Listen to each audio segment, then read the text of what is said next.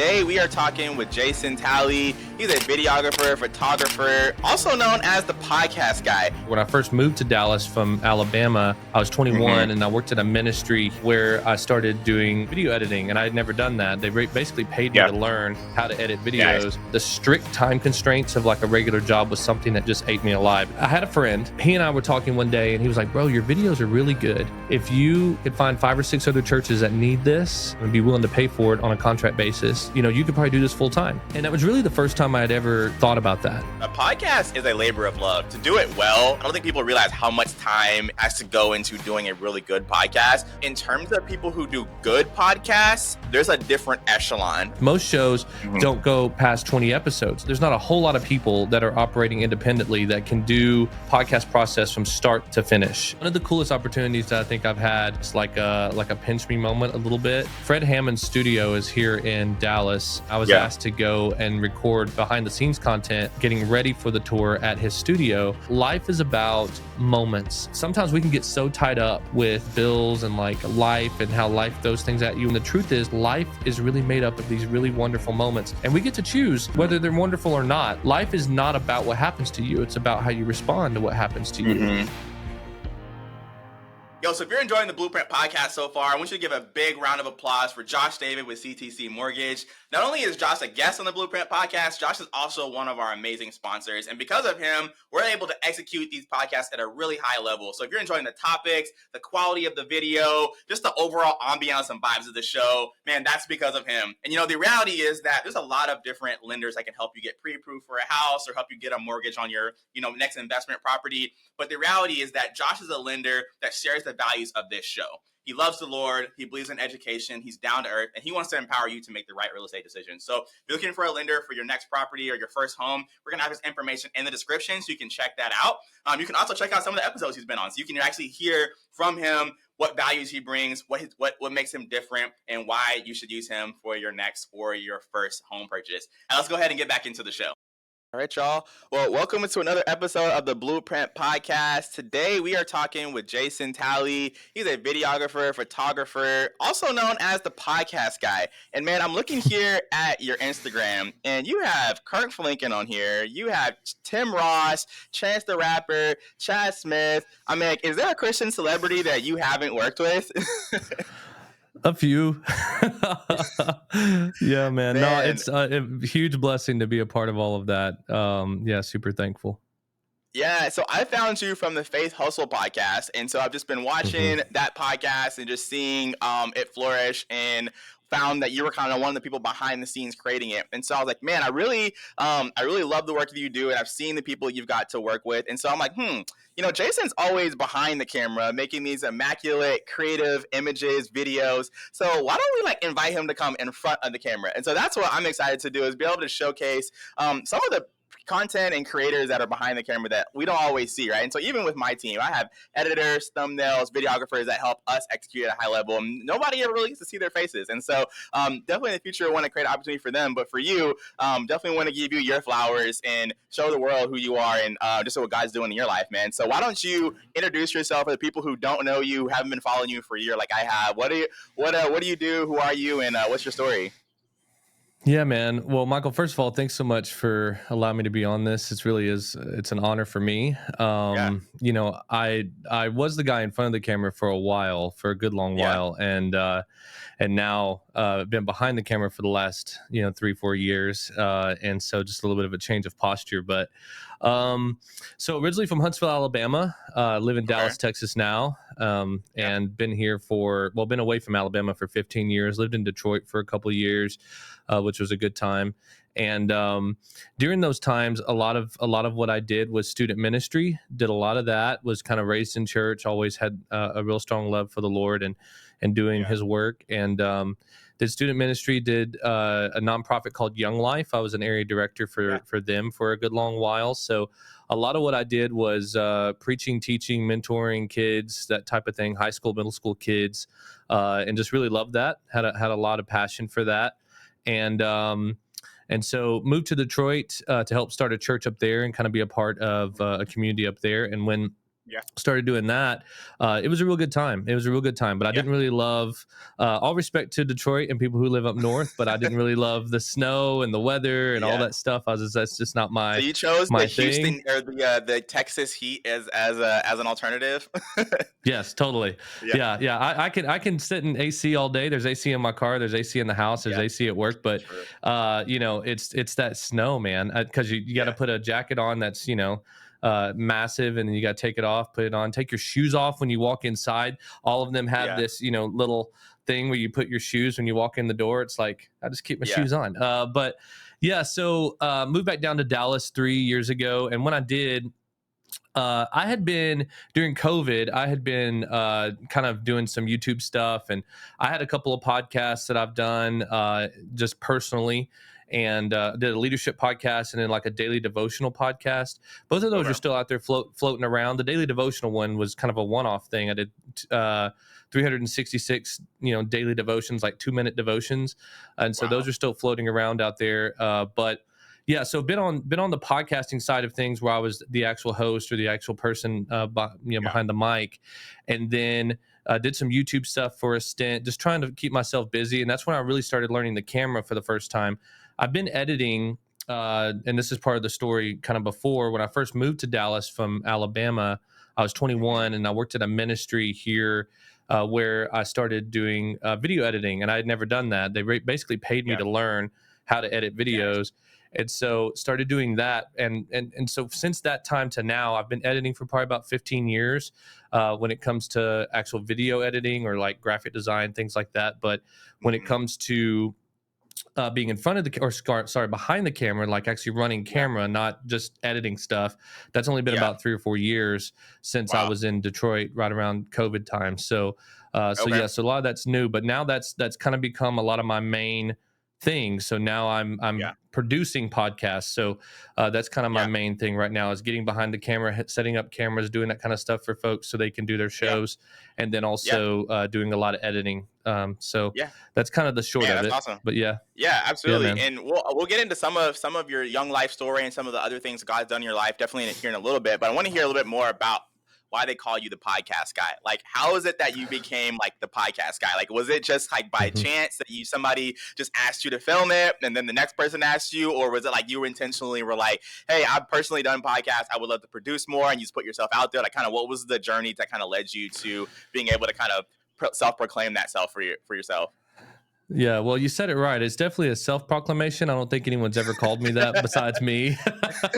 but but yeah, it's like because here's the thing, and I'll answer your question. But the reason why that's part of my Instagram bio is because I can do graphic design. I can do photography. I mean, a lot of the what I actually post is photography on my Instagram, and then I can make videos, do whatever. But it's like when you have the option to kind of do all of these things, it's like, okay, what are we going to niche down to? So I do have photography, Right. videography, and podcast guy, because Hmm. a lot of time, like for as far as I know, there's not a whole lot of people that are operating independently that can do the podcast process from start to finish. You know what I'm saying? Yeah. Like someone can Right. come to me, and I do consultations with people who want to start shows or people who have shows and they want them to be better. And so people can come to me and I can go, okay, here's how you can get started. Here's where you are. Here's how you can grow. Or you've had this show for 10 years. Here's how you can make it better. Or Hmm. I can do the whole process from start to finish. And I'm saying that humbly, but it's very much like, okay, do you just want me to edit your show? I'll just edit your show. Do you just want Hmm. me and my team to produce your show as far as like recording? Then I'll do that. Because there's definitely Right. of the shows that I'm involved in right now, I'm not doing start to finish on all of them. There's a show I do out of Right. Detroit that I only edit. I just do the editing side of Mhm. things. The Yeah. production's done there in Detroit. I get the footage and I do the post editing. So, Right.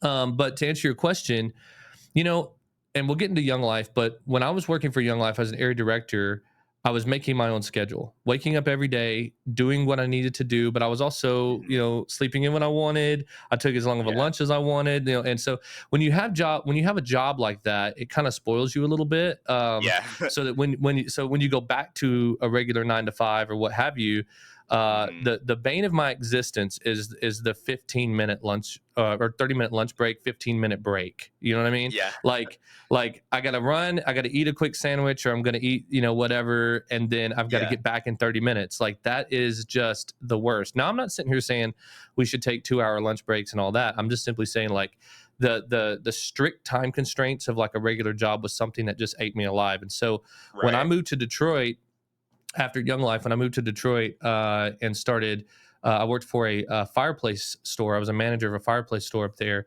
Um, that was when it kind of started hitting me. I was like, gosh, I just really miss being able to kind of have more control over my day and more Mhm. control over my time. And Right. so moved back down here to Dallas. And for the first 9 months of my time here in Dallas, I was working at a patio furniture store as a manager there and was making pretty Okay. good money doing that. But I was so just not like, because I was just sitting there all day, and I had no control. And it was literally a 30-minute lunch break where I had to run, grab food, or I brought food and I get to sit in the back in the break room, which is like this Yeah. depressing neon, light lit, Yeah. the lights flickering over in the corner. It's like sad. You Yeah. hear the hum of the refrigerator, and that's like the excitement of the day. And so it's like I just started feeling this like, gosh, I want so badly to not be doing this. I want to do Mhm. something where I can have a creative outlet, yes, but where I can also um, be more in control of my day. And Right. so when I first moved back down here to Dallas, I started going to a church called Social Dallas. Pastors Okay. Robert Madu, great Yeah. church, brand new church, but growing super fast. And when I first came down, they weren't even a year old yet, and so they needed video editors and graphic designers and things like that. So I started editing videos for them, Okay. and it was on a contract basis because it was a large request. It was not just like, hey, will you make a video every now and then? It was like, no, we need you to Mhm. make this many videos every single week. And so it was a Mhm. contract, and really was the first time, even though I'd been a student pastor, it was the first time that I was like legitimately like paid by a church to do something. Do you know what I mean? Yeah. And so and it was great, and I was thankful. But it well, there was no but. That's a not the right connection there. I Yeah. was super thankful. I was super thankful, period. But when I thought about like, okay, what could I actually do? Like, Mhm. I had a friend, his name's Ron, and he does or he did like a lot of the video work for Mike Todd Transformation Church. Mhm. And he and I were talking one day, and he was like, bro, your videos are really good. And all I was doing was editing at the time. He's like, your videos are really Mhm. good. If you could find 5 or 6 other churches that need this and would be willing to pay for it on a contract basis, then you could probably do this full time. And that was really the first time I had ever thought about that. Like the thought had ever Mhm. crossed my mind. And so I just started sliding in DMs of all these Let's churches and all these go. nonprofits, Yeah. individuals, like influential people. If they post, and really what the thing was is if they posted a crappy video, I was like, oh, I could do this better, And I didn't Yeah. say that, Absolutely. but I Yeah. would literally send a thing and go, hey, love your content, would love to help you elevate that. This is what I do. Here's how I do it. And I came across like as if I wasn't working at a furniture store. I was sending these messages while I Mhm. was sitting there waiting on a customer to walk in. Let's go. And I love the hustle. and so it was like, man, how do I make this work? Well, to be honest Mhm. with you, didn't get a lot of traction. Like Mhm. I got one church that was like kind of interested, and I was like, look, I'll do a video for you for free. And if you like the video, then I'll do more. Did the video, never heard from them again. Thank you. Whatever, Baptist church. But it was like I don't know, maybe 3 or 4 months into doing that, there was a podcast that I followed, and this is the answer to your question. There's a podcast that I followed that I love so much. It's called the Relevant Podcast, and they've been around Okay. for 17 years. At Wow. the time, I think they were like episode 800 and something. They did 2 episodes a week. It was a lot, but it was more like Wow. a radio show. It was really, really cool where they have like different segments. There's music breaks. There's games and like really fun things that they did.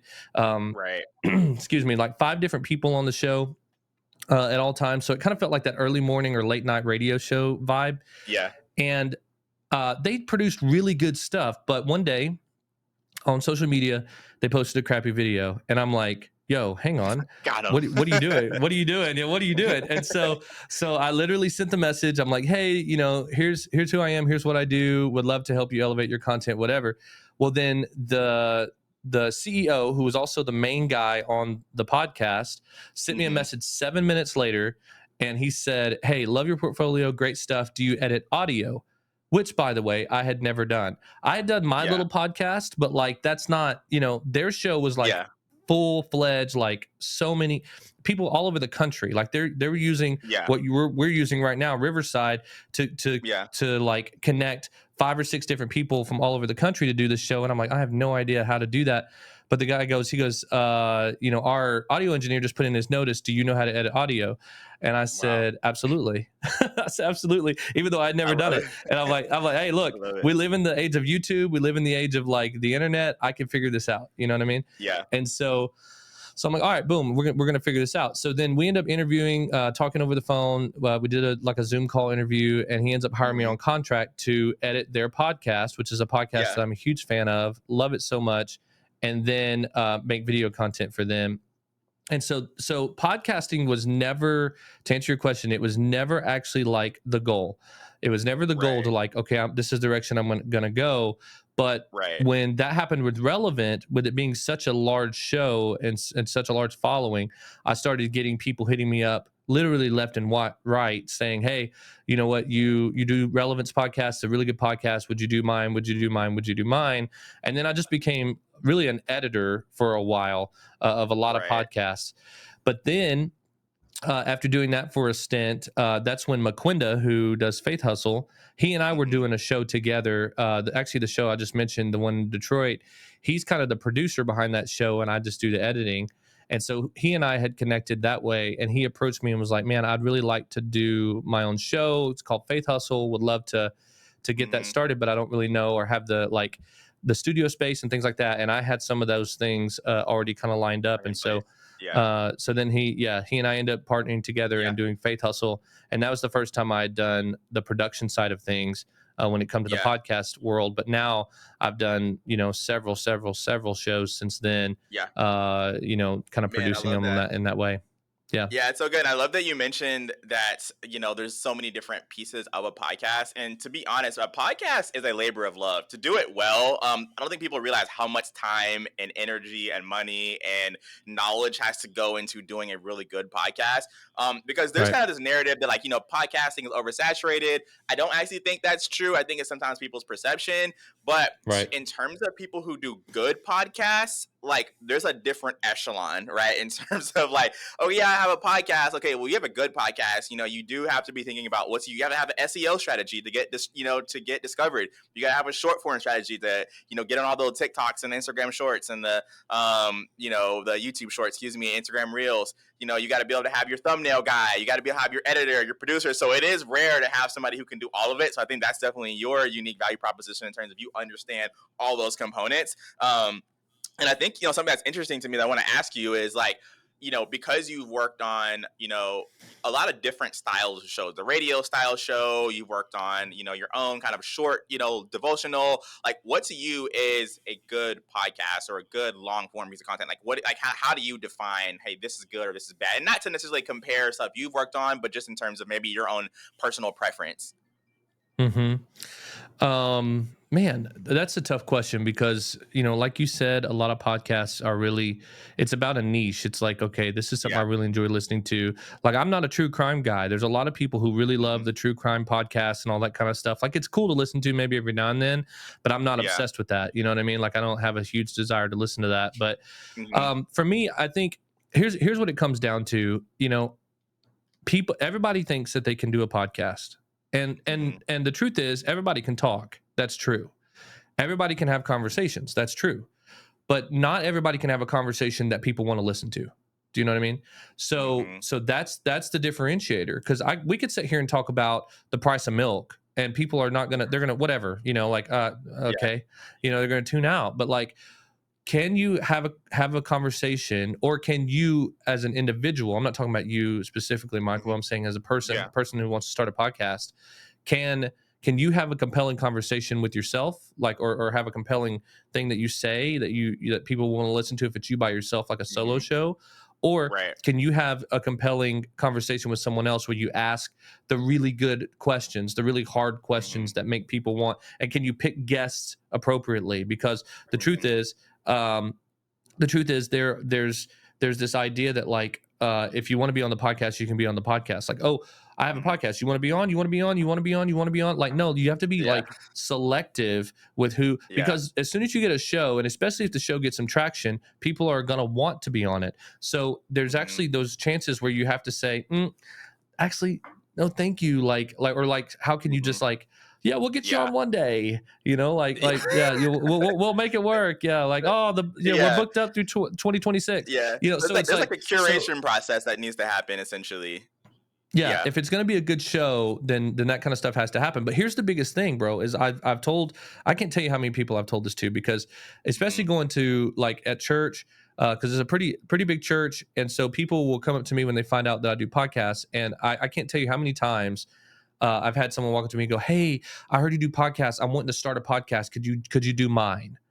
And I'm Mhm. like, well, the answer is yes, but Mhm. are you actually prepared to do a podcast? Because the truth is, most shows, and you probably know this, most shows Mhm. don't go past 20 episodes. Like, people Right. jump into it with this strong desire that they either have something to say or they feel like they can do this, and then they end up not doing it long term because of one reason or another. And most of the time, it comes down to the fact, like what you said, it's a labor of love, and it's always going to cost more than what it's going to give back to you. Doing a Yeah. podcast is always going to cost more than what you're going to get out of it. In fact, Okay. sometimes, especially when it comes to clients that I work with, it's literally costing them, because I'm Yeah. charging them to do X, Y, and Z, and they're not making any money on the show for the most Yeah. part. Like when I did Relevant had advertisers. I did a show out of Austin, Yeah. and that person had advertisers, so they had money coming in that kind of covered that cost. But in a lot of the time, especially if you're starting up brand new, you're paying for something that's not giving you any money back, and you're also spending a lot of time on something Mhm. that's not giving you any time or money back. And so you have to go into doing a show with like a really, really, really strong why that's going to hold Mhm. you, when the money's Right. low and the time is low and you're stressed or whatever it is, that Yeah. that this is something that you're committing to doing. And so, to answer your question, it's like, yeah, there is a key to a really good show, and there Mhm. is this idea that, like, yeah, good shows are made of people who ask the really good questions or have something really powerful to say, and they have a really strong why behind what the show is about and why they're actually doing it. Because then, that's why a lot of the syndicated shows are like really big shows. They're Mhm. so good is because those things are true. They have those strong whys. They have those strong Yeah. audiences because it's clear that what they have to say is important, and you get that really strong Yeah. voice. So Yeah, yeah. absolutely. Yeah, and I think part of that, something you mentioned earlier, is also you kind of knowing your niche and kind of knowing like who is your audience, especially if you're in a very competitive niche. So if you're creating a Christian Mhm. podcast right now, you are getting into like, and this is a bad analogy, but you're getting in with the sharks, right? 'Cause there's a ton of people doing Christian motivational podcasts, right? So being able to say, Right. okay, like what is my niche? What is it that I'm trying to communicate to help me be different, right? And then also like Right. data is so important, and really actually look at your data and understand, hey, do people actually want to hear what you have to say, right? Is your thing Hmm. actually tested? So that's why I think building a personal brand is so important, because your personal brand can start giving you the data on like, hey, when I post about this, people engage with it. Okay, so maybe I should make my podcast about that, right? But if you're just like, hey, I have good stuff to say, I'm going to throw it out there, that's when you're going to be disappointed, because you're going to be like, okay, well, cool. Well, yeah, thank you. Thank you for giving me your motivation. But there's 100 other people that can also motivate me. Or Hmm. there's 100 other crime shows or 100 other sports shows. And so it can be kind of tough, right? And I'll say, even for my show, at times I've been like, man, like I wish we were growing faster. Or I wish we were doing this. And I've compared myself to Maquanda and be like, man, look at what he's doing. We started around the same time. He's crushing it, right? But like, you really can't compare yourself. You really have to be, hey, you have to lock in for your own why, like what you said earlier, and just be like, hey, Hmm. this is what I'm called to do. I'm going to do my best at it, and I'm going to continue to get better and better. And so back to kind of some of the practical things about a podcast. So we said basically you need to kind of really understand who your niche is. You need to understand, like, you got to be able to pick good guests, right? You got to be able to find Hmm. somebody who has a Hmm. compelling story that people are going to want to listen to. What are some other things that go into maybe making your podcast into a business? Because you did mention earlier, like, hey, it's an expense for a lot of people. And I'll say that from my show, like, we spend a ton of money on this show. And thankfully, we do have a business angle to this on the back end. It's not like overtly in the podcast. But yeah, I mean, I'm a real estate agent, right? So I make connections with people on the podcast, with people who watch it, right? So there's all these kind of different elements that go into it. But what are some other things people should be thinking about from a business side, or even from, a quality side? Like, hey, is there certain camera they should be using, certain platforms? Like, kind of give us some more kind of insight into that. Yeah. So, the word podcast actually was coined by Steve Jobs. Okay. Okay. Because it was when the iPod first came out, and they wanted a radio show that they could cast over these, iPods. And so they called it a podcast. And so podcasts are originally and intentionally audio first. Like they're audio driven. And even this is true today when video is strong. Like if your Hmm. audio is terrible, it's like no one's gonna listen, because people Right. used to we listen to podcasts driving down the road, and a lot of people still do that, and I do that, listen to the show, on your commute or while you're traveling or whatever. But um it comes down to, okay, a couple things.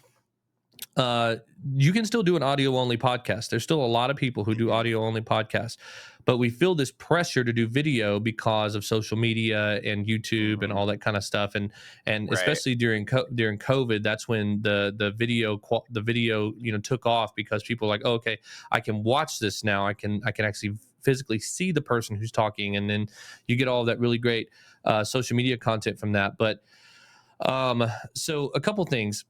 It doesn't have to be, this crazy high end quality, like expensive cameras and all the things. Hmm. There's really just a couple of things that's really important. Make sure you have good audio, and that's easy to do. You either have a microphone, or you have like some sort of, you can buy those DJI or like Rode microphones Hmm. that you can like hold or plug into your phone, and you can literally do a podcast from your phone, video Right. from your phone, or whatever. But you can get a couple of cheap cameras. You can do, some cheap audio equipment, whatever.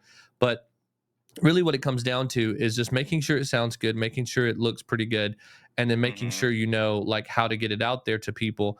And there's a lot of people, a lot of ways you can do that. I mean, YouTube is there, just like I said. I didn't know how to edit audio at all, and then I Right. got on YouTube and learned. And there's ways that you can get on different things and learn, as far as like how to edit stuff, how to make stuff look good, sound good, whatever, how to do that. Right. There's no excuse. Bottom line is, there's no excuse why you can't do something great in 2024, 2025, Yeah.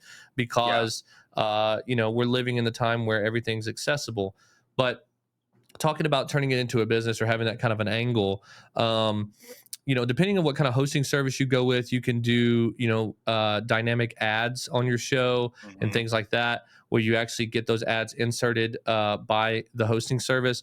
You can pre-record ads and then, drop them in, things like that. But a really good example is a show that I did here locally in Dallas, where I knew the guy. He was Hmm. a rancher out of East Texas. He had a Hmm. bunch of acres, bunch of cows, but he also had a burger joint, and he wanted to do. So he literally would turn his cows into burgers, like the closest you could get from farm to table ever. And so like his cows, like he would like love on the cow, and then So sad. sell the cow as burgers, and really good burgers. But anyway, he was doing a business podcast, and he was doing everything on his own, like 100%. Hmm. And so he came to me and was like, hey, I would really love for you to do this. And he had money to do it, but Hmm. he didn't want to spend his own money doing it. And so when I told him, the breakdown of what all that would cost Hmm. that he wanted me to do, he was like, gosh, this is a lot, da da da da da. And not that I Hmm. was charging a lot, but that it was more than what he expected. And he Hmm. didn't he wanted to justify the expense. And Hmm. so I told him, I was like, man, he has influence in the city where he's at. He has, a lot of people. He's been there for a long time, so he has a lot of network connections, things like that. And I was like, man, there's Hmm. enough people in that city that love you. If you will just call around and ask, hey, can I talk about your product on the air? Hey, can I talk about your service on the air? It doesn't really matter if you have 100 listeners or 100,000 listeners.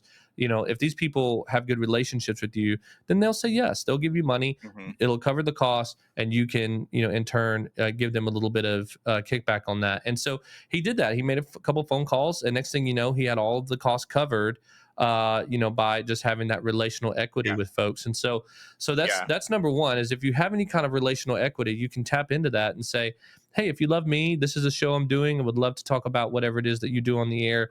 Would you give Yeah. me a couple hundred bucks a month to Hmm. do that and pay for those ads? But then obviously you have the ability as your show grows to say, okay, we get this many downloads, we get this many subscriptions if you have some kind of a subscription service, and you can advertise that to advertisers Right. and say, hey, would you be willing to give us some money to put your ad on the Yeah. show? And a lot of Yeah. times it ends up working, and as things grow, it gets a lot easier. You can get ad buyers and things like Mhm. that. But Yeah. but yeah, I mean, that's kind of the back end of it, and that's the long term thing with podcasting. It is a long term like goal. You can Yeah. never jump into Absolutely. podcasting to make money. You're wasting your Yeah. time. Yeah, and I definitely I appreciate you saying that in terms of that's that practical example, because I like to think of my podcast and I look at other people's podcasts as a product. So Mm, I like, obviously I'm not on Silicon Valley, I'm not in San Francisco raising money for this high tech AI program or something. But in that same way that they develop products for AI or for tech, that's the development of your show. And so you got to think about, what is the value of my show? And so we talked about earlier that there's some cheap ways that you can get started, but I would use those entryway levels to get better and then always try to elevate, right? And so even from a hmm practical standpoint, so the camera we're using to shoot this, we're using Riverside FM, which is there's a free version. I'm using the paid version, but it's like $15 a month, so it's like anything super crazy. And we're using a FX3 camera and we've got it like the wires, all the stuff. It's a little crazy back here, but there's some YouTube videos that can show you how to do that, right? And so that's like one camera that I would say, like, hey, if you genuinely want to do something long term, like, make the investment early so that you can have a good product, right? But if obviously you don't have the hmm finances, you can find ways. You can use your iPhone, you can use webcams, whatever. We also use, when we do our in-person shows, we use a Sony A7 II. So those are just, like, y'all know, those are the exact cameras I'm using on my podcast right now. And I'll link some more of the stuff that we use in the description so y'all can check those out. But also, so like, think about saving money, but also think about, okay, how do I make this a product? Because when you have a good product, people want to pay for it. So you don't have to go convince Right. someone to be a sponsor on your show when they can see the quality, right? And that's the thing that we get all the hmm time. People are like, "Oh my God, your quality is so crispy. You look amazing. It's so 4K. It looks so good." I'm like, "Yeah, I'm developing a product, right?" So I'm taking this very seriously. And so for me, yeah, we're making money on the back end of the podcast. The podcast directly doesn't make money, but we're making money because of things we're doing strategically on the podcast, and we're making it into almost a mini marketing campaign for our guests, right? So they come into our show, they hit a long form video. It's going to live forever on YouTube. It's going to be constantly looking for someone to watch the video. They have the short form clips. They get all these videos. We send them a Google Drive of like 12 to 20 YouTube clips or Instagram clips. So that's like, it's literally a product. And right now we're not charging our guests for it, but at some point we will be launching like paid marketing campaigns through our podcast because of the level of excellency that we do it. So that's why I want to challenge you, if you are thinking about doing this, like, treat this like a business. Like, this isn't just like, obviously there are some people who are doing it as a hobby. If you're doing it as a hobby, it's completely fine. I'm really talking to people who are willing to start thinking about, okay, how do I fund this thing? You know what I mean? Like, be willing to think about it as an investment. So if you're looking about it at like a fee that I have to pay or these expenses, you're always going to be trying to cut costs. You're always going to be like in the pressure. But if you think about like, oh, I'm investing in a business, like, they invest billions of dollars into AI, millions of dollars into AI. You know what I mean? And they've been investing in Chat GPT. Like, we all just got it last year. They've been working on that for years. So like, how long did it take them to develop that, right? And I wish I'd looked that up earlier, because I'm sure it took them like 10 years or something. I don't know. But hmm that's kind of what I wanted to add in terms of, how to make your podcast work for you, how to fund the higher quality podcast. You just got to be really strategic about that. And so obviously Jason can give you some, insight on that. We'll put his information in the description. You can ask him off the show, some things like that. But what's your favorite podcast personally that you're consuming on like a weekly or monthly basis? So I knew you were going to ask me this, and I'm gonna be honest with you. Like, I I edit a bunch of shows every single Yeah. week, and Okay. so I don't really listen to podcasts Yeah. like that. I mean, you're I listening to those podcasts, so yeah, you're Yeah, that's absorbing your true. That's information. true. That's Yeah. true. That's true. And I, I mean, and they're good shows. Some of them are great. Some of them are funny. Some Mhm. of them are really informational, things like that. But like, I used to listen to, and the truth is, the Relevant podcast, the one I mentioned earlier, I Mhm. listened to that thing religiously. Like, every Yeah. time a show came out, notifications were definitely on. Like, I just loved it because the show would make me, like, it would give me information, it would make me laugh, it would like give me new music. Like Yeah. it was so beneficial to me, that it was just so helpful, and I loved it. And the show's still Yeah. going on. You can listen to it now. I mean, I edited over 100 episodes of that show, and I think they're at like, I don't know, they're at like 1,200 episodes now, something like Wow. that. Yeah, and they're still going, and so it's a good show, and I love it a lot. And Yeah. yeah, but I'm unfortunately just not listening to, because after you edit, 3 or 4 or 5 podcasts every week, it's like I just Hmm. don't want to. I'm gonna listen to music. Like I'm gonna Yeah. listen to, Yeah. let me just listen to this to like instrumental. I'm tired of Yeah. hearing voices. Yeah, and bro, I low So, key, I've been driving in silence recently because like we've done mm, in the last 30 days. I think we've done 7 episodes. Like I'm all oh gas, gosh. all gas, no brakes. Like so to finish out the year, Hmm. we're just knocking out. We're doing a bunch of batch stuff, and it's gonna take us into 2025. So I've just been at a point where I'm like I'm making so much content right now and doing so many things that sometimes I just like to drive in silence and just have quiet, and I like like that. it's I like that. wonderful. I love it. Like Yeah. and I get to hear God sometimes because I am not listening to things, and I'm like, all right, let's just be still and be quiet. Because the rest, Hmm. Hmm. once the camera turns on, once I walk into the meeting, it's go time, you know. And so that's Right. just kind of my life right now, and I'm enjoying it. But yeah, those quiet moments are always nice. Um, what's okay? So we mentioned earlier you've worked with some celebrities, right? And so I didn't want to make this like a name drop or any kind of clout chase, but like from the groups that you've worked with, like who's been like your favorite podcast or like content that you've created with kind of just in your kind of your portfolio? Well, so when it comes to podcasts, again, it goes to the relevant one. I just got to be Yeah. honest. Like I Yeah. loved editing that show. Like every week when I was editing that, I would be sitting in my office, like laughing and like just having a good time. But when it comes to content in general, some of the things that I really have loved being a part of, and this, and to be clear, like, you know, you go on my Instagram profile and you mentioned some of the things that I've been a part of Hmm. there. You know, it for me, it's about consistency and about being invited into the room. It's kind Hmm. of like that scripture that talks about, don't take the lead seat at the table, because then you might be asked to move. Hmm. Take the lowest Yeah. seat at the table and then be asked to be elevated. And Yeah. so for me, it's always been that way. It's always been like, man, it's an honor to be in the room. But one of the coolest opportunities that I think I've had, that I just look back on as just like a pinch me moment a little bit, is Hmm. in preparation for the reunion tour, the second one. Hmm. Fred Hammond's studio is here in Dallas, and I was Yeah. asked to go and record behind the scenes content of him getting ready for the tour at his studio.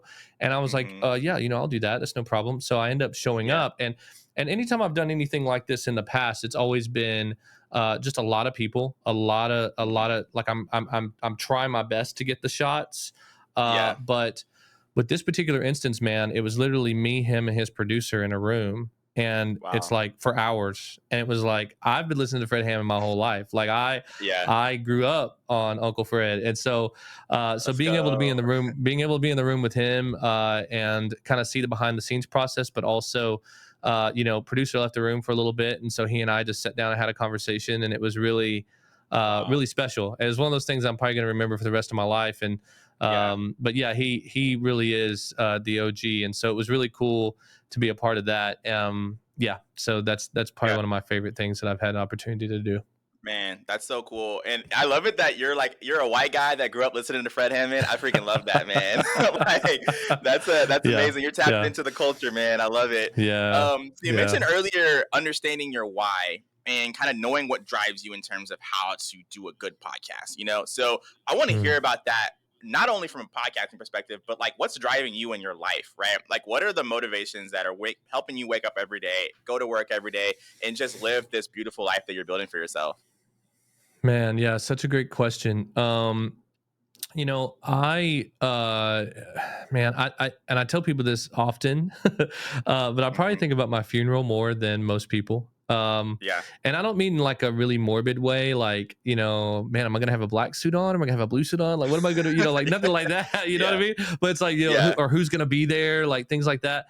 I mean, obviously, the biggest goal in my life is to make sure that the Lord says, "Well done," right? Like to make sure Hmm. that He's happy with me and that I've done everything that I can do to be used of Him while I'm here. Right. But a very, very close secondary goal is, what are folks gonna say about me when I'm gone? Like, what is Hmm. my life gonna be about? It's kind of like, okay, if you go, you say you want to go to the gym or you say you want to start working out, and obviously there's some sort of a goal in that, like, oh, you want to look better, you Hmm. want to feel better, you want to be healthier, whatever it is. Whatever the end goal is what you strive towards. Like, and the reason, and that's Right. your deeper why as to why you're doing whatever it is that you're doing. Well, for me, Hmm. I'm like, okay, if I want certain things to be said of me, uh, you know, on that day or after I'm gone, or what is my legacy going to be about, then I've got to Hmm. start working today to make sure that that's true. Do you know what I mean? Right. Right. Um, and oddly enough, bro, the other day had a really, really, really uh almost uncomfortable situation. And Mm. some of the folks that were involved will probably end up seeing or hearing this. I mean, listen, it wasn't like a weird deal. I'm just gonna tell you what happened. So Yeah. I was at a men's group, small group Bible study that our church has, and there's probably like 45 guys there, something like that. I knew maybe Hmm. 20% of them because at church I'm behind the scenes. I'm very like low key, or I try to Hmm. be, but I also go around and like really really say hi to people, love on people, try my best, because showing people that I care about them or that I love them is really Hmm. important to me, especially. And I have Yeah. no problem telling a grown man I love him and hugging his neck Yeah. and like Yeah. showing love. I'm not too tough for that, and so um and I just kind of have a consistent way that I do that, and I'm very intentional about Hmm. that kind of stuff. Well, anyway, we're sitting around, we're talking about the whole Bible study is actually about accountability, and Hmm. I just kind of piped up and said, you know what? Because they're talking about like, oh, men don't want to be accountable. Men want to they isolate themselves and da da da da da. And and I just had this thought, and I just popped up and I said, you know what? I said, I think the problem is we just don't love each other enough. Because if we loved each other, I'm talking about like as my brother, I love you. I want to see Hmm. you be the best person you can possibly be, the best version of yourself. So I'm gonna love you enough to help you achieve that. And the way that's gonna Right. happen is through accountability, right? And Yeah. so for me, when I piped up and said that, this Hmm. guy from across the way there, he goes, can I just say something about Jason? He goes, man, Jason loves people so well. He's like, Jason will hug you and like hold you like 2 seconds longer than you're comfortable. And I was like, that's actually so true. And I was like, golly, oh man. And so he's saying it, so I'm already feeling uncomfortable because I don't want. Listen, the goal is to not. I don't want you to talk about that, but they Yeah. are. And so one guy says it, and then I promise you, this is exactly what happened. This guy from across the circle goes, bro, yes, I agree. Like Jason loves people so well, and his hugs are like amazing. These are grown men, and I'm like, oh my god, these are not children, okay? And Yeah. then this other, I promise you, four guys piped up and said something about how I tell them I love them, how I hug Yeah. them, and how I like show love. And I'm like, bro, this is so uncomfortable. But I very much like it. For me, it was almost like okay, I'm doing it right because Hmm. because whatever it is that I want to achieve, it's kind of like the gym picture. You're looking in the mirror and you're Hmm. like, hey, hang on, like I see a before and Yeah. after. Like I Yeah. wasn't loving people very well a couple of years ago, and now I am. Like I'm seeing progress in the right direction. Hmm. And so for me personally, that's the thing that really drives me, bro. Like yeah, doing the work that I'm currently doing, whether it's photography, videography, Hmm. podcast, whatever it is, like I'm creating this life, where I do have, resources and things like that. Because I'm going to tell you, and we haven't really got into young life stuff yet, but like, or student ministry, but early in my 20s, most of my 20s actually, I pretty much gave everything away. Like, and in good intentions and good heart, you know what I Hmm. mean? Like, I literally was like, I love you. I love you. I love you. Let me give you whatever you need. Whatever you need. If I have Hmm. it, it's yours. Which also meant that I Right. went home and ate ramen noodles a lot of the time when I bought high school kids Jack in the Box or McDonald's or Yeah. whatever, Wendy's. And so it's like, okay, now I'm in the season where I'm trying to build resources for myself and try to keep myself I don't know, healthy, not only physically but financially and spiritually and all of that, so that I can be a bigger blessing to more people, as time goes along, because Mm-hmm. early on, I felt like the only way to bless people was to give them, everything, Yeah. and that always left me with nothing, because I just kind of Wow. have, humbly, I just kind of have that kind of a heart. My love language is gifts. So that Mm. means I receive love. Like if you randomly give me something, I'm gonna be like, yo, oh my gosh, like Big hug. I'm like, yeah, like, yeah, and I'm gonna hold you 3 seconds longer than you're comfortable. But that's also how I show love a lot of the time, is Yeah. like, I'm gonna give you like, I'm gonna give you something, and that's just my way of being like, hey, like, this is tangible, this is something that, I love you. Mm-hmm. And so I have to kind of put a little bit of a guard on myself when it comes to that, because Yeah. I'll give everything away, Yeah. and I'm not, and it's a little bit easier for me right now, because I am single. That's not a plug, Mm-hmm. unless you're interested, you know what I'm saying, not you, but whoever's listening, whoever's watching. Let's But get it. Let's get I Jason on literally a date, guys. I literally always say that, bro. Every time I say that line, I'm like, I'm single. That's not a plug unless you're interested. But yeah, so I'm single. I don't have any kids, anything like that. So like, I'm Mm-hmm. in the season now where I'm like, I could give everything away. I could do anything that I want, and my risk level is low. I'm only Mm-hmm. risking things for myself. Like, I'm not putting my family or whatever, my kids at Mm-hmm. risk. I'm not selling the house. So it's like, it's a little bit easier, but at the same time, I'm like, I want my life to matter. I want it to count for something. I want it to really, and I think Mm-hmm. most people do. I think that's really all of our goals in life, is to have our Yeah. life mean something, that count just for something.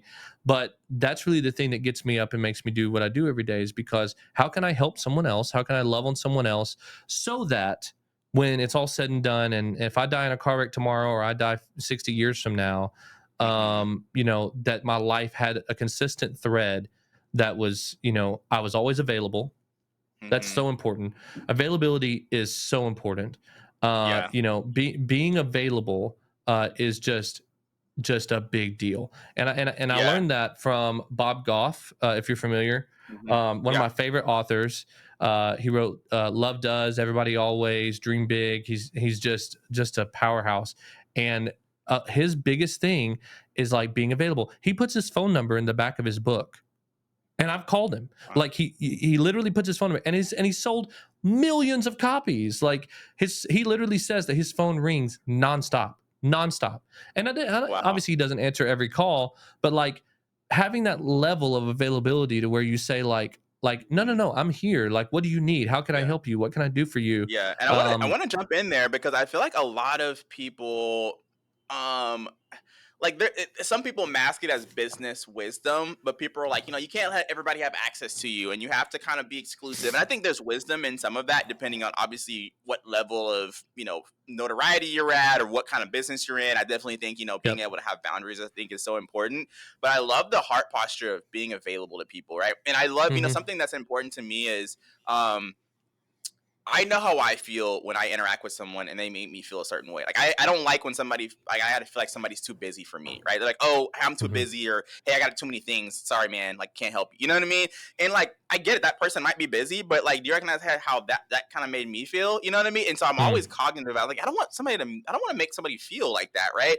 And so I was like, I Yeah. love your heart posture of like, hey, how can we be available and how can we build our lives to be there for the people that we need to be there for, right? And I think the Right. wisdom is knowing who and when to do that, right? Because obviously there's Hmm. people who will take advantage of that, right? But I Right. love that heart posture, and I think that is something that I wish more people thought of, right? And like, hey, am I available to the person? I mean, even just being on this episode, you made yourself available to come on this podcast with me, right? And you didn't know me from Joe, right? Like, we don't know each other, right? And I was like, Right. hey, I want to network with you, and you made yourself available, right? And so I super appreciate that. So I love that you're backing up everything that you just said, and I love Yeah. that you mentioned that you think about your funeral because I do too. And it's so interesting to me because I have some family members. My aunt and my grandma, their business is actually they're death doulas, so they actually help people transition. And so Wow. someone has a terminal illness. They basically come in and just kind of help you get your life affairs in order. So when I'm with them, they talk about death, and it's kind of like it's just like it's like nothing to, I mean, not nothing, but it's like they're more they're desensitized to it, right? So the conversations with them are a Yeah. little bit more like, hey, do you have this in order? Hey, do you have that? Right? So it's not like this like scary conversation, right? Which Right. is kind of bled over to me. So now I think about it a lot, and I think about what is the like what is it that I'm leaving behind? Like what is it that people are going to say Mm-hmm. about me? And I think one Mm-hmm. thing that I'm leaning more toward is not necessarily from an egotistical standpoint, like I want to hear people say good things about me, but like, I genuinely want to make an impact on somebody. Like if I'm gonna be on this earth and I'm gonna Mm-hmm. go through the challenges, the joys, like I actually want to do something. Like I don't want to just be here and die and pay bills. Like that's just Right. that's the most horrific thing that could ever happen to me is if I just had to pay bills Yeah. and whatever and then move on. Like that's horrific. Mm-hmm. And I love that you mentioned that, and I want to transition to your young life story because I remember the mentors I had, Ben Cash and Taylor Higginbotham were two that come to mind immediately. And there's a couple other guys. And those were guys that, like, when I was in high school, took me to Arby's or took me to Wendy's and just asked me how I was doing. And I got to just talk to these guys, right? And I remember one, Ben, he was like my discipler at the church I was going to. And I remember for a whole 6 months, I should have lied to Ben about everything. Like every time he asked me how I was doing, I just lied to him, right? I just like Right. being able to leave my house and hang out with him, right? And I felt like I had to be a good Yeah. Christian. So I can't really tell Ben what's really going on because then he's gonna not want to hang out with me, right? Or he's gonna like judge me. So I just Mm-hmm. lied to him. And I remember probably my junior year of high school, I was just broken. I just like went to him and I just cried. I was like, bro, I'm so Mm. sorry. Like, and transparently I had been like sorry, I had started watching porn and there's some things that just were going on that like I just felt a lot of shame about, right? And I had Sure. no one to talk about it, right? And I remember talking to Ben about it. I just cried and I was like, bro, like, you know what I mean? And it was just like he gave me this hug, and I'm not even really like a I'm not a physical. My love language is not physical affection. So my wife would love if I gave her longer than normal hugs. Like she would be so thankful for the extra Yeah. 3 seconds. But that was something that I needed so much in that moment. And I'm 30 years old, and I still get emotional thinking about like Ben just hugged me, and I just cried. I just cried, Mm. bawled my eyes out, right? And so like that's why I love that you really committed to Young Life. So I want you to kind of talk about just your experience there. And I know you had told me a fundraising story of from your Young Life time. So I'd love for you to bring that up as well as while you kind of talk about like that impact that you think that the impact that you were able to have on kids at that time in your life. Yeah, man. Well, I'll say this too, and as a transition statement from what you said a minute ago, there's a huge difference between being available and giving access, right? Mm-hmm. Like being available is literally saying like, okay, I am here if you need me. I'm available to my enemies. You know what I mean? Mm-hmm. Like I'm Yeah. available to people who don't who get on my nerves, but Mm-hmm. they don't have access to me. Like they don't get to, we're not going to go buy lunch, and I'm probably not going to consider their opinion very strongly when it comes to things that we disagree Mm-hmm. on. But if they Right. called me and they needed me, I'm available. Do you know what I mean? Mm-hmm. And that was something that really, to make that transition, like that was really taught to me in Young Life and doing student ministry, because I was a youth pastor for about 10 years. Mm-hmm. And I'm 37. Okay. So I have just a little bit of life underneath the belt, Mm-hmm. um, and I learned about Young Life just accidentally. Went Mm-hmm. into was as a youth pastor going to FCA on Friday mornings at a high school, and they started announcing Young Life, which was they the way they presented it was, hey, we're having a food fight Monday night at 7:02. It's Young Life. We talk about Jesus. Come. And I'm like, That sounds like as an amazing. adult. I know. Well, as an adult, I was like, this just sounds like just too much. It's too much. Like Okay. I don't, Yeah. because I was working full time and being a student pastor, and and so it was like, and going to FCA, and I'm like, this just, and I was also a lot stiffer back then. Mm-hmm. This has been 10 years ago, but I was a lot stiffer, where I was like, what does a food fight have to do with the gospel? Like that kind of thing. And Yeah. so I was like, I don't know. So I literally ignored it for like 6 months. And after Christmas, the second semester, they still are announcing this Young Life thing. So I'm like, well, let me see what that was about. And I ended up Yeah. showing up on a Monday night. And I'll never forget the first time I went to a Young Life club. That's what they call their meetings. And there was probably 60 kids there, 75 kids there, and these are all kids that were just at random high schools, and they all come together, and there's like secular music, but it's clean. They're like singing Mm-hmm. Sweet Home Alabama or like Sweet Yeah. Caroline, and then they're playing these fun games and they're doing all these fun things. But then at the very end, I'll never forget this. The very first time I ever walked in Young Life, the guy gets up there and he talks about God's game plan for your life. And I watched all of those kids just lean in hard.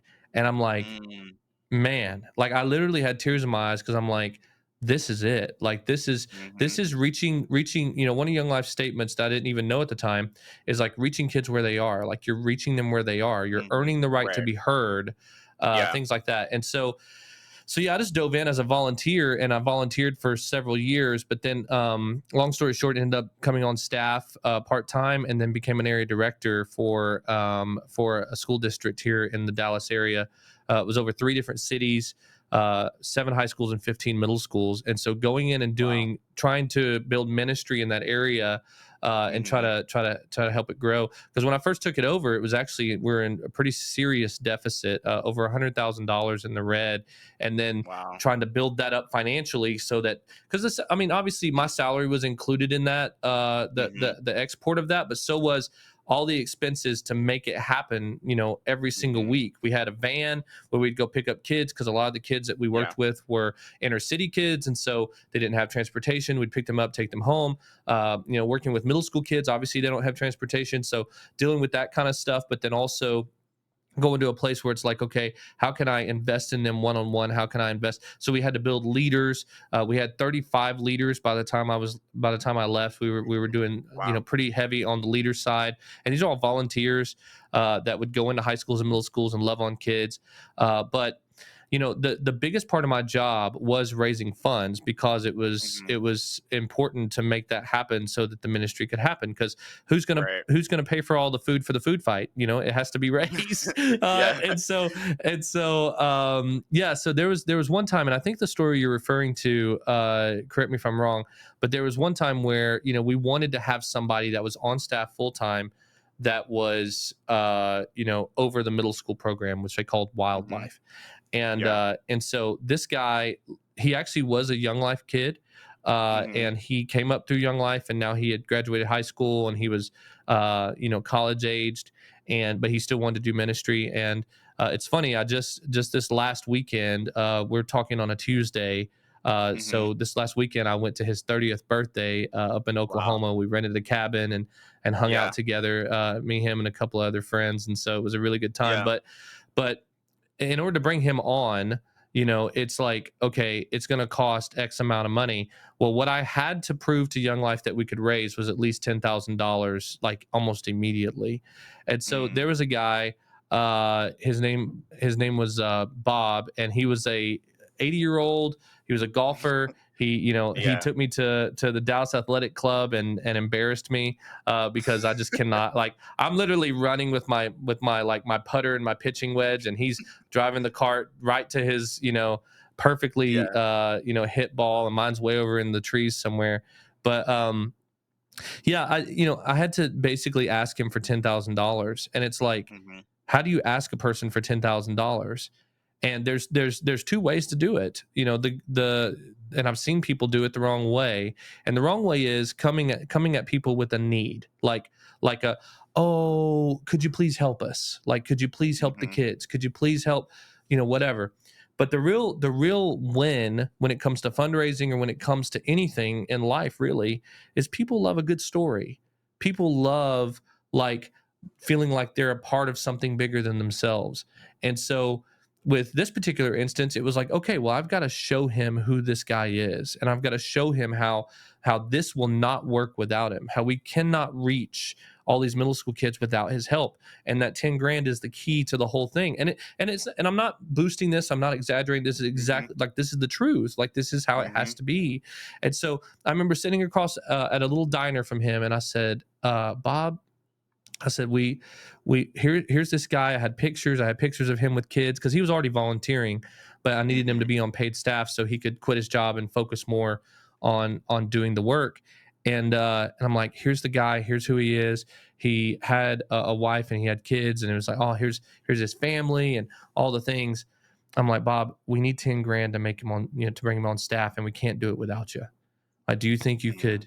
could maybe give us 10 grand? And I said, you can break it up over 12 months. Like you can do whatever, $900 a month. I don't know. Math is not my Mhm. strong suit, but it's like, you can Yeah. do it. And I'll never forget, because I was so nervous. I'm like, it's not my money, but I was so nervous because I wanted this so Yeah. badly. And I've painted Yeah. this picture for him that's true. And is he gonna lean into it? And I remember he goes, well, I'd much rather just give you a check for the whole thing right now. And I'm like, that's fine too. If you want to do that, that's okay. Like Oh, we'll yeah. take it. You know Yeah. what I mean? And so yeah, so we were able to bring him on staff, and he was able to come on staff, and he was on staff for a long time. Yeah. He was on longer than I was. And Man. so it was a really, really beautiful thing. But the whole underlining premise of that, and a lot of this comes down to a lot of what we've talked about, Mhm. is like life is about moments. It reminds me of Carlos Whitaker's book. He has a book called Moment Maker, and Mhm. it's like sometimes we can get so tied up with like the stress of, like what you said, bills and like life, and how life throws things at you, whether it's health complications or whatever. Like we get so wrapped up in that, and the truth is, life is really made up of these really wonderful moments, and we get to choose like Mhm. whether they're wonderful or not. Like because life is not about what happens to you, it's about how you respond to what happens to you. Mhm. Yeah. Life is 10% what happens to you and 90% how you respond to it. And Yeah. so the same thing can happen to two different people, and two totally different outcomes happen because of how they respond. And Yeah. so we have to choose to say like, oh my gosh, I have to raise 10 grand to bring this guy on staff. That's impossible. It's not. You just have to be able to tell a really great story. You have to be able to paint a picture that is true, that shows people that this is what this is really about. And all of it revolves around the fact that if we love each other more, kind of like what I was saying to those guys, like Mhm. if we love each other deeper, then we're available. Then we love people in a way where it's like, you know what, hey, I'm gonna do this for you, or I'm gonna show you, if I have the ability to make it happen, we're gonna make it Mhm. happen. And if you love people well, they'll love you well, and they'll do things for you. And it's not a Mhm. manipulation thing. It's a thing to say like we're really all the same when it comes down to it. Like when we really talk about like what kind of a life we're living, like we're all really chasing after the same thing. Like we Mhm. really are. And so my point is that the fundraising story is just an example of how like we can take things that happen in our life, challenges, whatever it is, and we can choose to say, like, I'm going to look at this through a lens of Mhm. like adventure, or I'm Yeah. going to look at this through a lens of a wonderful story, because everybody loves adventure. Everybody loves going, Mhm. bro. I have like 15 thoughts in my head, and it all comes down to this. Like Yeah.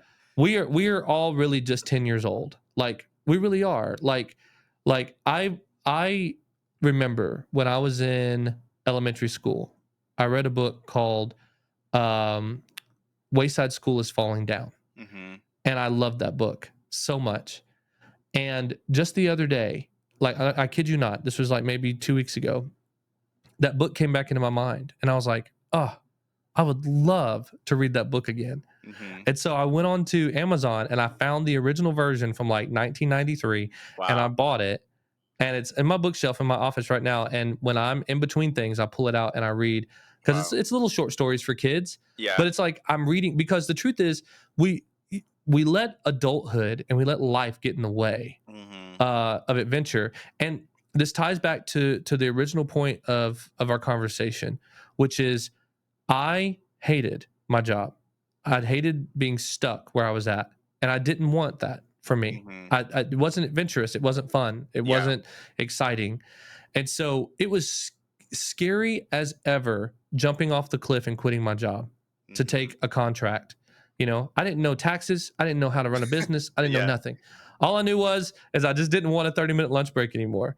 You know, and so jumping off the cliff and like trying to make your life amount to something bigger than what it is really scary. And sometimes it works out, sometimes it doesn't, and that's Mhm. okay.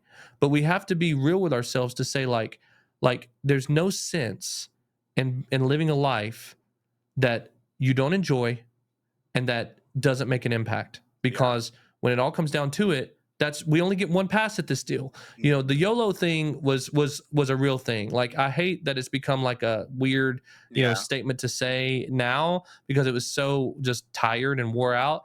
But Mhm. like it's so legit, bro. Like it's so Yeah. legit that like we only get one pass. You're only going to be the age you are right now, like never again. Like you'll never get the opportunity to do the things that you're doing right now ever again. There's going to be a day where you won't be able to do what you're doing right now. And so it's like, if we can seize life in that way, where it's like every moment is so magical and every moment's so important and every opportunity is so important and every yes is so important and every no is just as important, like then we can actually operate in a way where we're like, every single part of my life matters, so that when I get to the end of that deal and I'm laying in a casket somewhere, he's going to say well done, and hopefully they will too. Do you know Yeah. what I mean? And Man, that's so so good. Yeah. so for me, like, yeah, the creativity, all of that stuff is just, I'm trying to be more and more like the Lord every day. He's a creator, so we're trying to be more and more like him every day and just be Mhm. creative.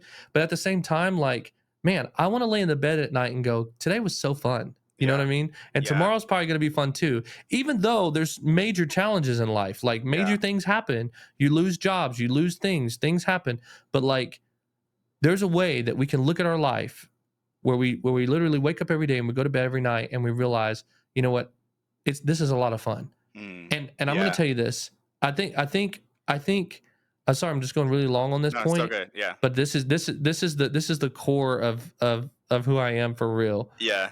I think that, like, not only the positive stuff has impacted me in this way, like Bob Goff and all that kind of stuff, but I have a really, really strong negative example that has pushed me in this direction, Mm. and it's my dad. And he'll never see this because he doesn't have the internet. He doesn't have smartphone. He lives in the middle of nowhere, Alabama. Yeah. He's a great guy. I love him so much, and I love him and my stepmom so much.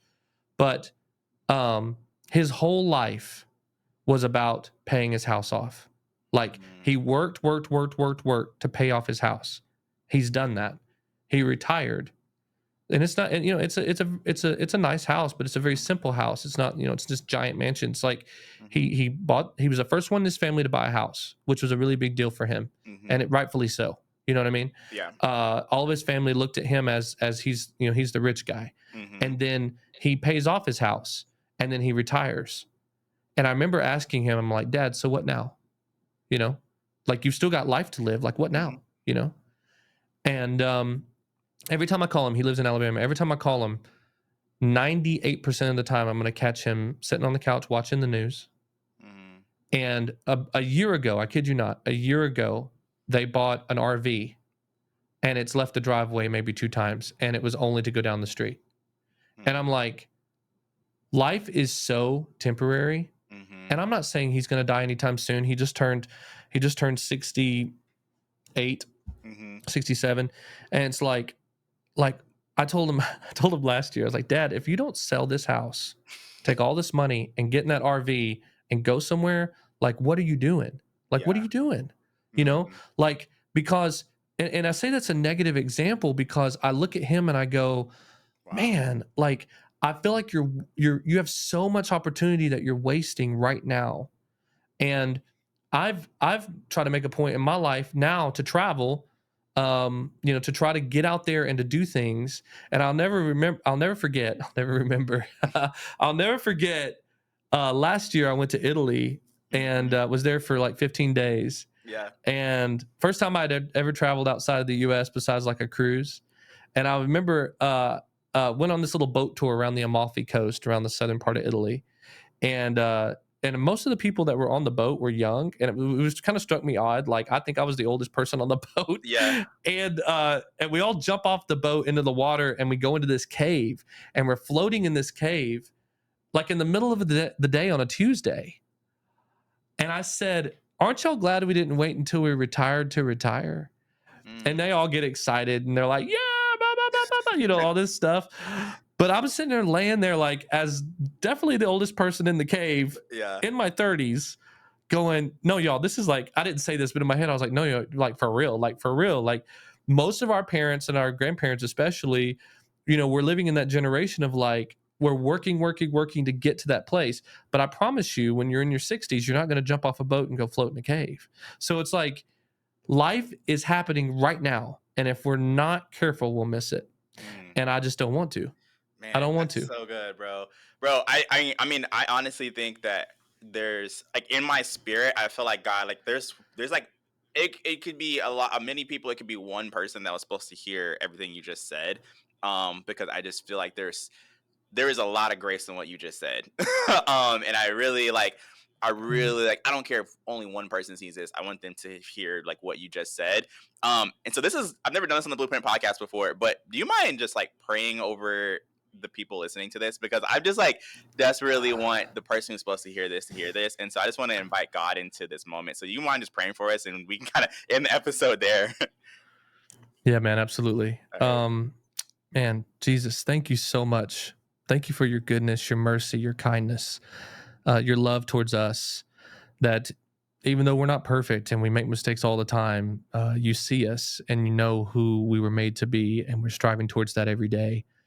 God, I pray for whoever's seeing this, whoever's listening to this. God, I pray if they're scared, let them do it scared. Help them to know that they can lean on you, and that you're the one that's really in charge. That's been what you've taught me over the last several years, is that you're the one that's in charge. I'm not, and so I have the ability to jump off the cliff a little bit, because if it comes down to it, you're going to catch me before I hit the ground. And so I pray that you would just help other people to know that. Help us to know that you're there, that you're with us, that you love us, that you care for us, that you actually hug us and hold us a little bit longer than's comfortable sometimes. And and I pray that if somebody's hurting right now, if somebody's going through it right now, if somebody just doesn't see the light at the end of the tunnel right now, I pray that you would help them to see that. Help them to know that like life really is an adventure, and that life really is about creating magical moments. And you did that for us. You do that for us all the time. And you desire for us to live a life that is full, a life that is just joyful, a life that's full of meaning and purpose, and a life that not only strives after you, and we want to say well done. We want you to say well done when it's all said and done, but man, we want to make an impact here. We want to love people hard, and we want to Yeah. see people's lives changed, and we want to make an impact on the world. We want to leave it different than we found it. And so I pray that you would help us to do that. That you would help us to figure out creative and fun ways to do that, and that when we wake up every morning, we would live a life that has purpose and meaning. And even if we're stuck at a furniture store job and we're just sitting at a desk all day, God, give us a Ron, and give us a person, give us somebody that'll get us out of that rut, and let us realize that we live in 2024, 2025. We live in an age that actually gives us the ability to learn anything we want to learn, to do anything that we really want to do. And I pray, God, that you would just help us to realize that. And so, Lord, thank you. Thank you for this podcast. Thank you for Michael. Thank you, God, for just the ability we have to be able to have this conversation and to share it with others. And I pray that you'd be glorified by this conversation, and that lives would be changed because of it. We love you. We thank you. We give you all the praise and glory always. In Jesus' name I pray. Amen. Man. Amen, bro. Thank you so much, man. I hope y'all are blessed. Yeah. I'm blessed. I'm holding back tears. Like, I'm so blessed by this conversation, bro. Thank you, man. If y'all, thank y'all for watching the Blueprint podcast. If you want to check out more of Jason's information, we're gonna have it in the description. You can follow him on Instagram. Feel free to shoot him a DM if you're serious about starting a podcast and you know what's gonna take, and you actually want to do it, and God's put that on your heart. Jason's somebody that can help you do that. Otherwise, go ahead and hit that subscribe button if you already subscribed. Hit a like button, and we'll see you guys next time.